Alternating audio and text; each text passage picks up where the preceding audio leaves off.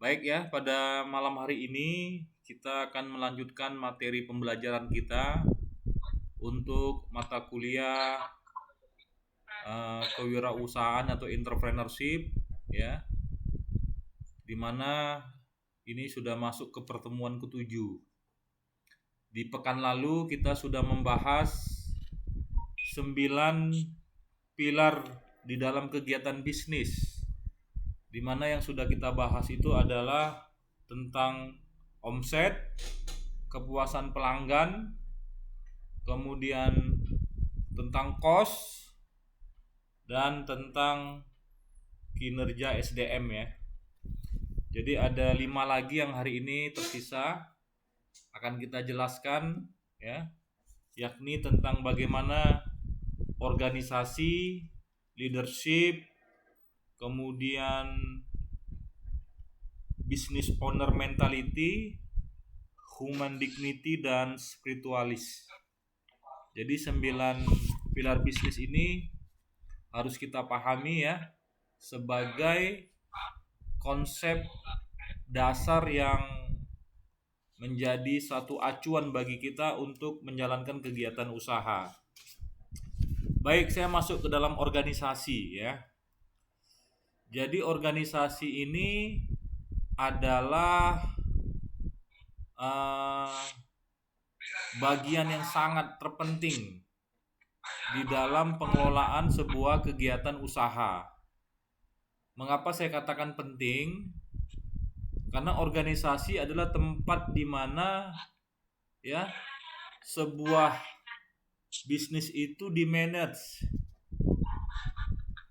Sebuah bisnis itu ada pemimpinnya. Sebuah bisnis itu ada tugas-tugas ataupun tugas pokok dan fungsinya, begitu ya.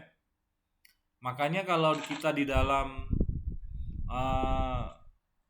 di dalam mengelola apapun, kalau tidak diorganisir dengan baik, maka bisa dipastikan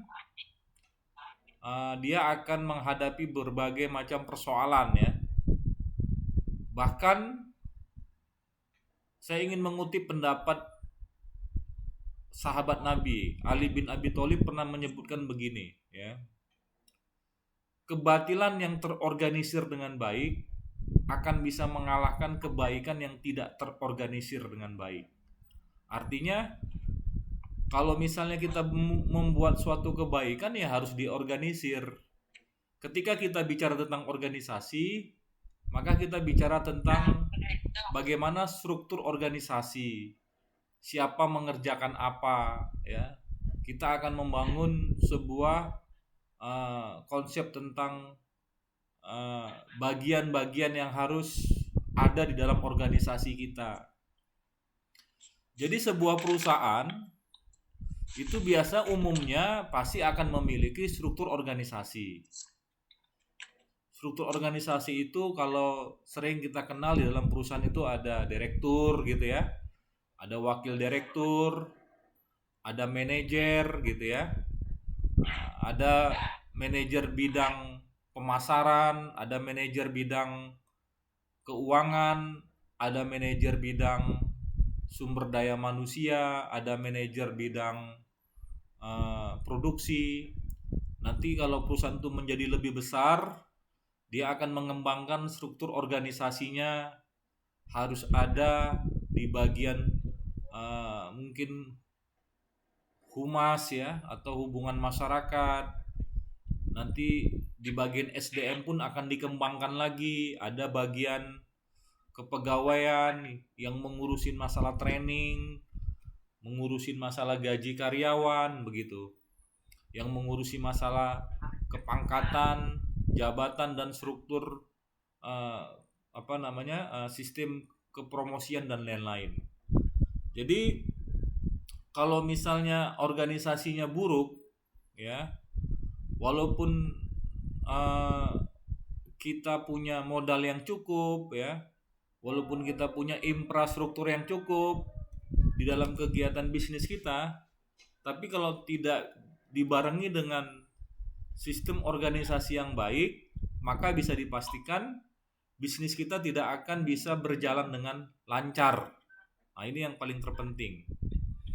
Jadi ciri-ciri organisasi yang baik itu ya diantaranya, misalnya dalam organisasi itu ada standar operasional prosedurnya, ada SOP-nya, ada sistem, ya, sistem yang dijalankan, yang semuanya orang paham terhadap apa yang dia harus kerjakan, begitu.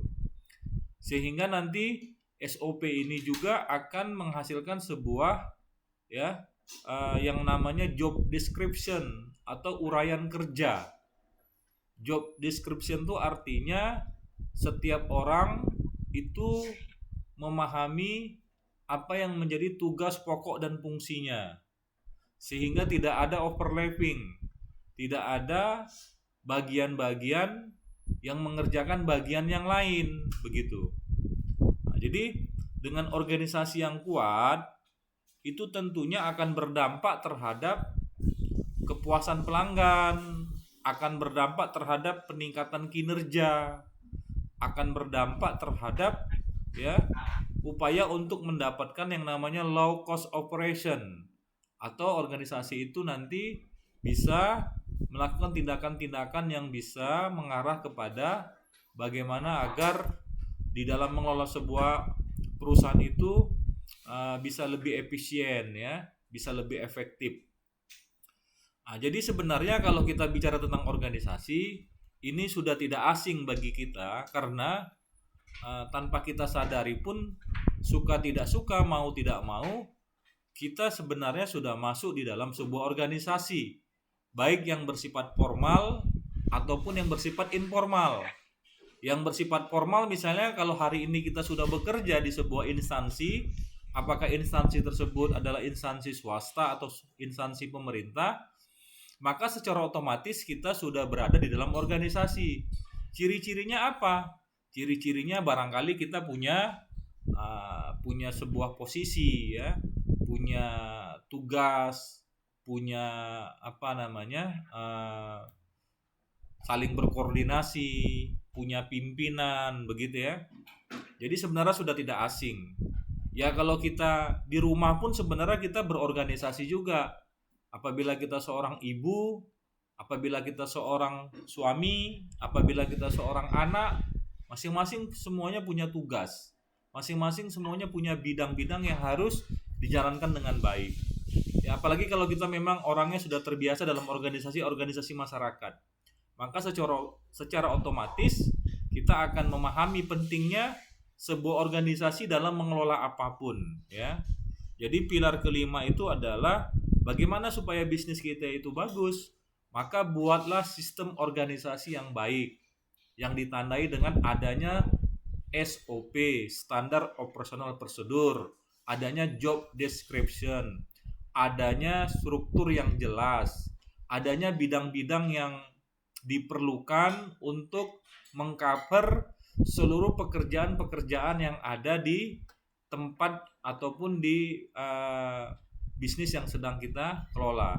Secara sederhana saja lah, kalau misalnya kita punya usaha di bidang perbengkelan, misalnya kita punya usaha bengkel mobil, itu pasti ada organisasinya. Misalnya ada pimpinan membawahi, ya, misalnya ada bagian administrasinya, ada bagian keuangannya, ada bagian pembelinya, ada kepala mekaniknya. Nanti kepala mekaniknya membawahi beberapa orang. Kalau di dalam bisnis perbengkelan mobil itu misalnya mengkolaborasikan dengan bisnis lainnya, misalnya aksesorisnya atau mungkin terkait dengan servis AC-nya, nanti ada bagian yang membawahi bidang-bidang tersebut. Tapi semuanya harus dikoordinasikan, dilaporkan kepada pimpinan, begitu ya. Strukturnya jelas, siapa mengerjakan apa, kapan dan bagaimana. Semuanya dievaluasi, ya. Sampai yang paling sederhana pun, misalnya hanya sebatas memiliki sebuah usaha di bidang misalnya jasa pencucian baju seperti laundry, ya. Pasti ada yang memiliki, berarti secara otomatis yang ownernya itu mungkin pimpinan langsung, ya.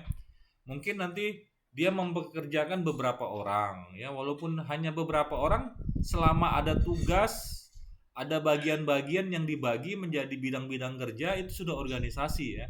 Nah, jadi intinya pilar kelima ini menjadi sangat penting karena organisasi ya, di mana sebuah usaha itu di manage ya, di manage dengan prinsip-prinsip manajemen tentunya.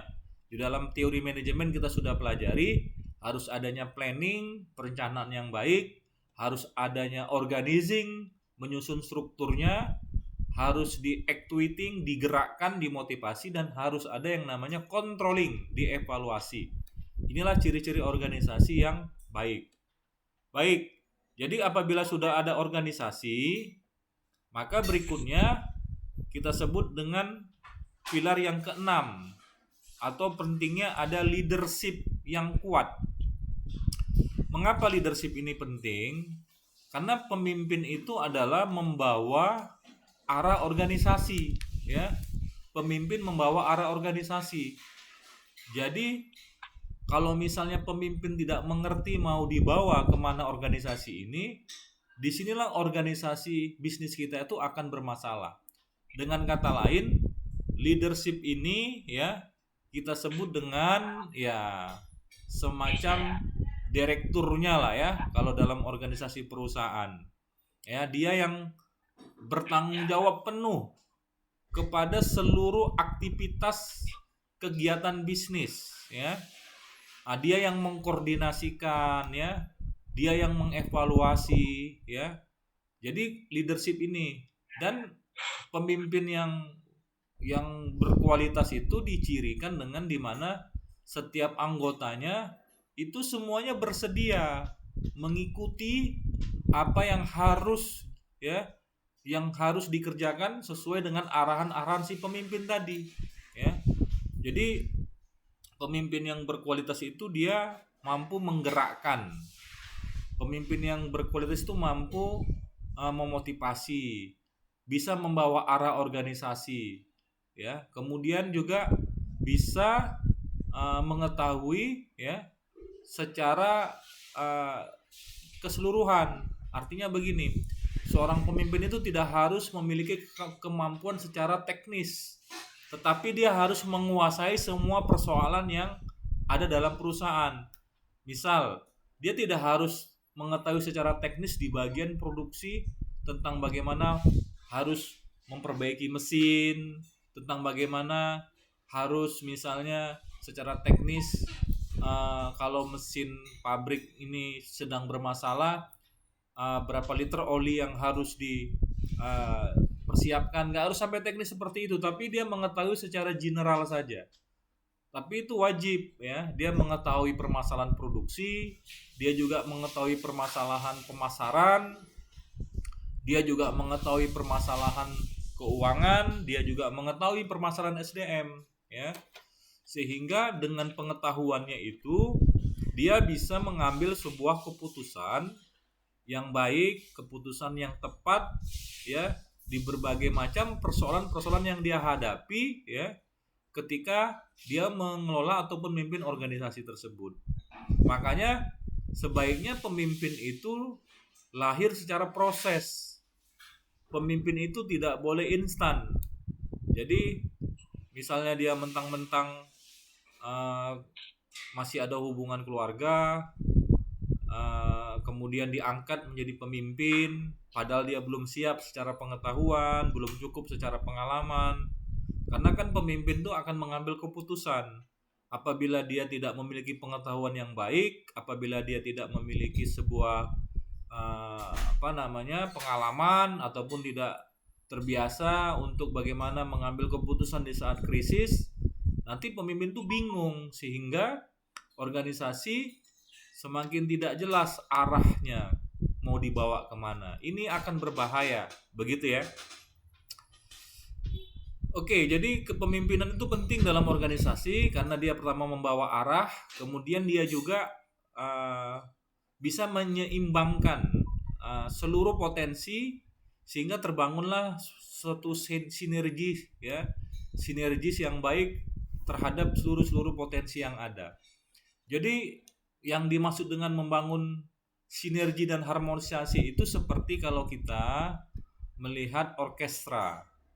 Ya, orkestra itu kan ada dirigentnya itu ya, yang memandu kapan drum harus bersuara kuat, kapan gitar harus mendominasi suaranya, kapan harus sama semuanya. Jadi di dalam orkestra itu banyak sekali pemain musik itu ya, semuanya hebat-hebat di situ. Pemain gitarnya, pianonya, biolanya, bassnya, drumnya, dan vokalisnya. Tapi mereka tahu apa yang mereka harus mainkan, sehingga seluruh suara yang keluar dari alat musik itu membangun harmonisasi, menjadi enak kedengarannya, ya. Begitu juga seorang pemimpin, karena seorang pemimpin ini tentunya mengelola banyak orang, apalagi perusahaan-perusahaan besar seperti Chevron, Indah Kiat, RAPP, atau perusahaan-perusahaan seperti yang sudah go internasional atau BUMN yang memiliki ribuan karyawan, itu kan harus bisa mengelola seluruh potensi yang ada di dalam sumber daya manusia yang ada di dalam organisasi tersebut. Ini dibutuhkan keterampilan kepemimpinan. Maka selain dia mampu membawa arah, mampu menyeimbangkan sinergis dan potensinya, kemudian dia juga mampu meregenerasi, mampu memberdayakan. Ini maksudnya apa? Bahwa pemimpin itu nanti dia bisa menciptakan SDM yang siap akan meregenerasi kepemimpinannya, sehingga organisasi perusahaan itu akan terus berkembang, tidak tergantung oleh dirinya, karena yang dikedepankan itu adalah sistem, ya, sistem membangun kualitas SDM. Jadi jangan sampai nanti ketika namanya manusia kan nggak tahu ya kapan mati gitu ya, tiba-tiba direkturnya sakit jantung ya, tiba-tiba tewas. Ini kalau misalnya tidak ada regenerasi kan perusahaan akan kebingungan mencari figur yang bisa meneruskan organisasi tersebut begitu. Jadi ada 3 nih syarat pemimpin. Yang pertama dia bisa membawa arah. Membawa arah itu organisasi itu dia tahu targetnya, tujuannya, visi misinya begitu ya. Yang ini kemudian dia kolaborasikan dengan seluruh potensi yang ada di organisasi tersebut ya, dengan harmonis, dengan sinergis, dikolaborasikan, semuanya bisa melakukan aktivitas, bekerja sesuai dengan potensi terbaiknya tanpa mengambil pekerjaan orang lain, tidak ada overlapping, semuanya bisa terkoordinasi, bisa terkomunikasi dengan baik sehingga mengarah kepada goal perusahaan. Dan yang ketiga adalah adanya kemampuan untuk meregenerasi ya. Ini penting ya, jangan sampai nanti di dalam organisasi pun misal kalian buat usaha kuliner, nanti jangan sampai kemampuan di bagian yang chefnya itu, tukang masaknya itu, jangan sampai dia sendiri yang menguasai, padahal nanti kalau misalnya dia dibajak oleh orang lain sehingga tidak ada lagi tenaga ahli yang memasak, yang meramu masakan kita, bisa kolab perusahaan kita kan, rumah makan kita yang sudah sangat-sangat diminati oleh masyarakat misalnya. Makanya sebagai pemimpin kita tahu di bagian apapun harus ada yang namanya regenerasi ya. Itu yang keenam ya. Jadi pentingnya ada kepemimpinan yang kuat ya di dalam organisasi bisnis itu. Kemudian yang ketujuh ya, ada yang kita sebut dengan business owner mentality. Jadi karena begini ya, ini kalau misalnya pemilik bisnis tidak memiliki mentalitas yang kuat ya, di dalam bisnis ini kan saya sering katakan di awal di materi pertama itu bahwa pebisnis ini harus bersahabat dengan ketidakpastian. Jadi pebisnis ini harus memiliki mental yang kuat, mental yang kokoh. Ya, seperti menghadapi COVID-19 ini, dia bagaimana nih? Ya, kalau tidak kuat-kuat mental ya, banyak tekanan ya, mungkin dari karyawan, mungkin dari supplier ya. Supplier artinya mungkin eh, masih ada pembayaran yang masih belum dibayarkan begitu ya. Karyawan mungkin melakukan aksi, atau mungkin dengan ketidakpastian tadi bisnis itu mengalami berbagai macam persoalan.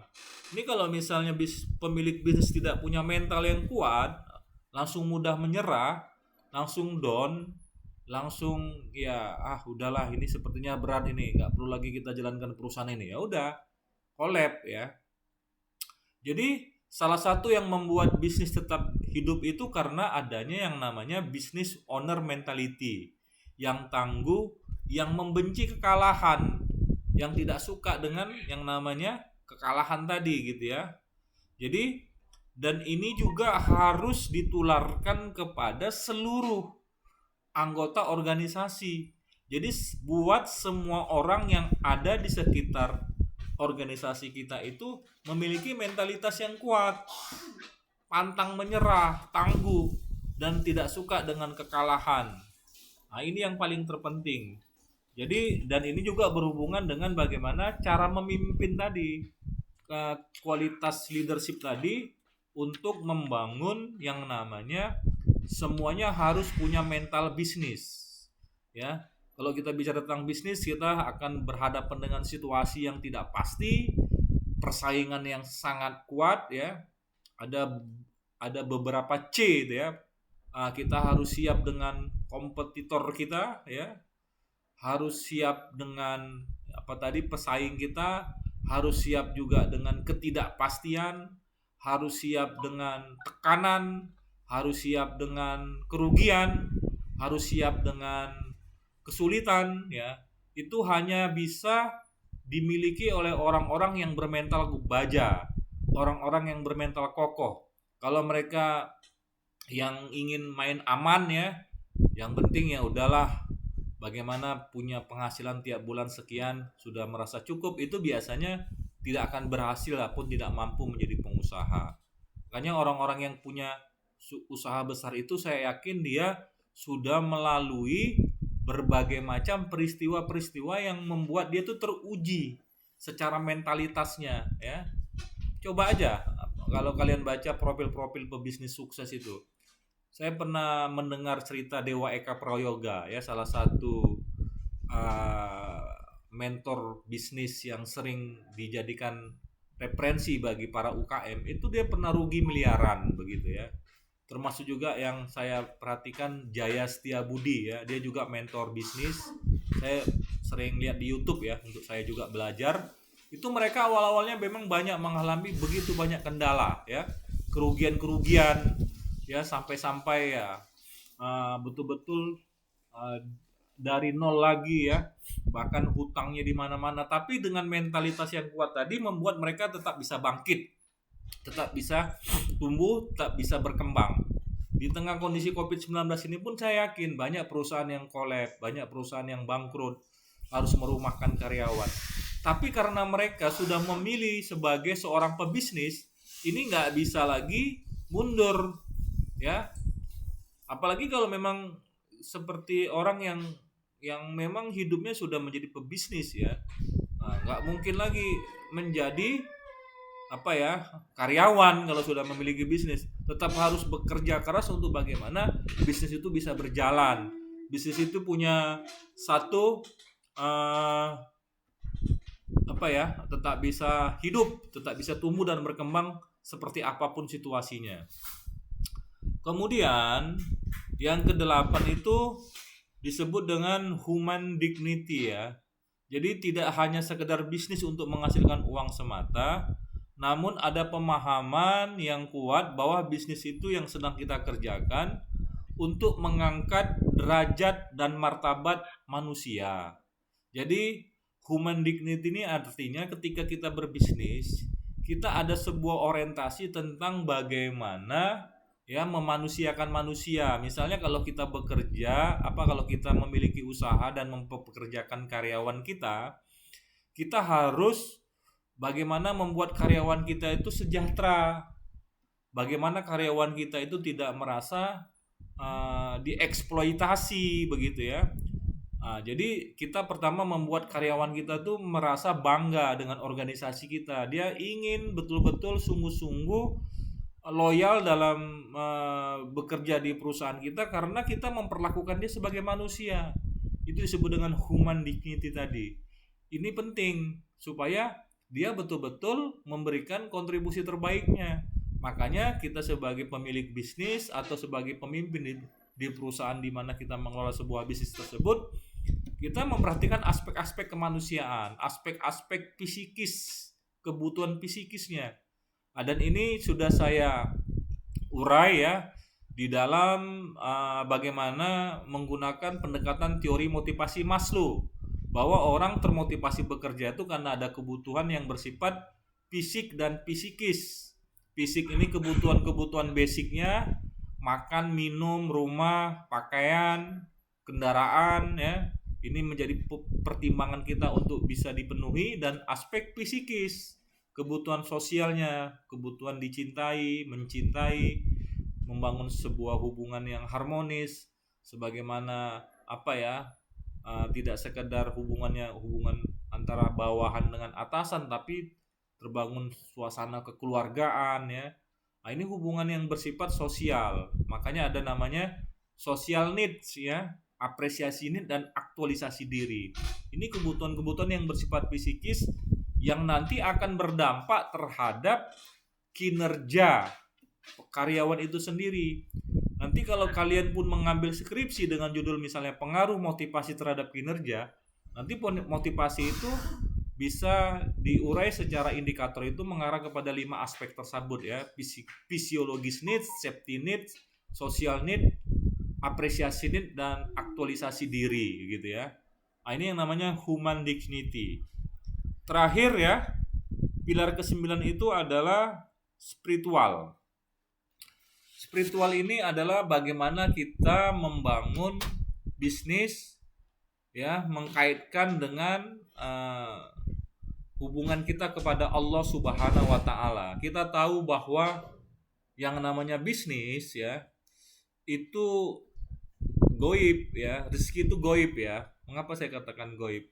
Karena yang menggerakkan hati, walaupun kita sudah ikhtiar tentunya, tapi yang menggerakkan hati pelanggan untuk membeli barang-barang kita itu juga kan Allah.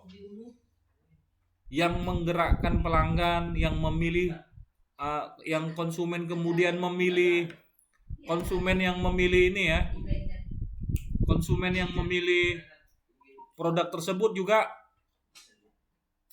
konsumen yang memilih produk tersebut juga itu juga Allah, begitu ya.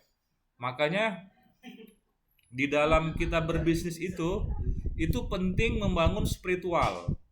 Jadi ya kita harus berdoa, harus sholat begitu ya. Kalau yang muslim meminta kepada Allah Subhanahu wa taala agar bisnis kita tuh lancar, agar digerakkan hati konsumen untuk membeli dan memilih produk kita begitu ya. Kemudian konsepnya juga harus benar-benar tidak melanggar syariah ya. Maksudnya tidak melanggar syariah itu begini. Kan ada orang berbisnis itu menipu ya. Tidak menjelaskan produk secara utuh. Dia menipu supaya ya laris begitu, itu tidak boleh. Misalnya kita berdagang pun kita nggak boleh mengurangi timbangan ya. Jadi ada satu pendekatan spiritual yang harus kita lakukan agar kita mendapatkan keberkahan dalam menjalankan usaha ya. Karena ini penting sekali lagi. Kemudian bahkan ada beberapa pebisnis itu misalnya dia punya program setiap Jumat dia memberikan semacam nasi kotak kepada masyarakat secara gratis, atau mungkin dia mengayomi secara rutin ya kegiatan pesantren anak yatim begitu ya. Ini bagian dalam kaitan dengan mengetuk langit. Mengetuk langit itu artinya bagaimana pintu-pintu rezeki itu bisa dibukakan oleh Allah Subhanahu wa taala. Ini kalau kalian mau memperdalami magnet rezeki ini, ada satu materi khusus ini sebenarnya yang dipopulerkan oleh Ustadz Nasrullah namanya. Dia bagaimana melakukan kegiatan usaha dengan pendekatan spiritual, sehingga banyak sekali kemudahan-kemudahan yang dia dapatkan karena dia mengkaitkan antara bisnis dengan kepentingan spiritualis tadi. Oke, jadi saya kira ya materi kita cukup sampai di sini dulu. Nanti saya absen dan kita setelah itu akan ada tanya jawab ya. Sementara bahannya sampai di sini dulu sudah saya jelaskan 9 ya pilar bisnis tadi. Mudah-mudahan ini bisa menjadi sebuah pengetahuan kepada kita semua.